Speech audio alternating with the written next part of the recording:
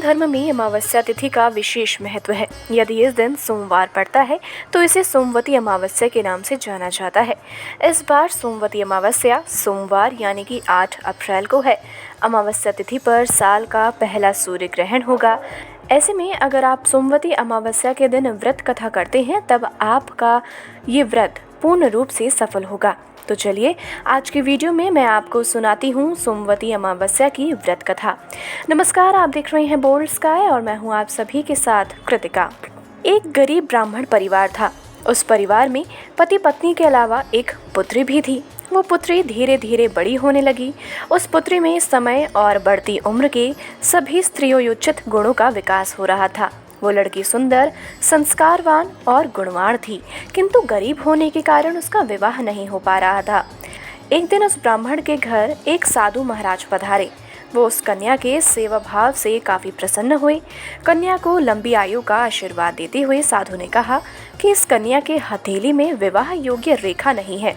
तब ब्राह्मण दंपति ने साधु से उपाय पूछा कि कन्या ऐसा क्या करे कि उसके हाथ में विवाह योग बन जाए।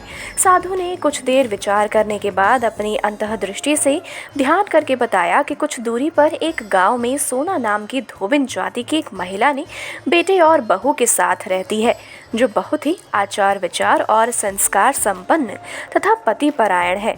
ये कन्या उसकी सेवा करे और वो महिला इसकी शादी में अपनी मांग का सिंदूर लगा दे। उसके बाद इस कन्या का विवाह हो तो इस कन्या का वैधव्य मिट सकता है। साधु ने ये भी बताया कि वो महिला कहीं आती जाती नहीं है। ये बात सुनकर ब्राह्मणी ने अपनी बेटी से धोबिन की सेवा करने की बात कही।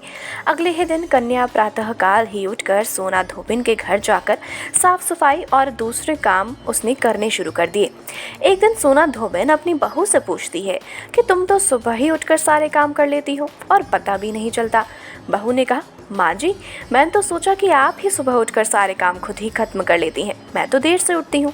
इस पर दोनों सास बहू निगरानी करने लगी कि कौन है जो सुबह ही घर का सारा काम करके चला जाता है।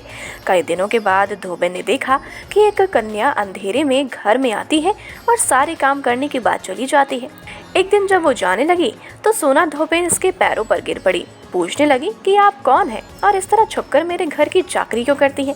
तब कन्या ने साधु द्वारा कही गई सारी बात बताई। सोना धोबिन पति परायण थी, उसमें तेज था। वो तैयार हो गई। सोना धोबिन के पति थोड़ा अस्वस्थ थे। उसने अपनी बहू से अपने लौट आने तक घर पर ही रहने को कहा। सोना धोबिन ने जैसे ही अपनी मांग का सिंदूर उस कन्या की मांग में लगाया, उसका पति मर गया। अब उसे इस बात का भी पता चल गया कि वो घर से निराजल ही चली थी। ये सोचकर कि रास्ते में कहीं पीपल का पेड़ मिलेगा तो उसे भवरी देकर और उसकी परिक्रमा करके ही जल ग्रहण करेगी।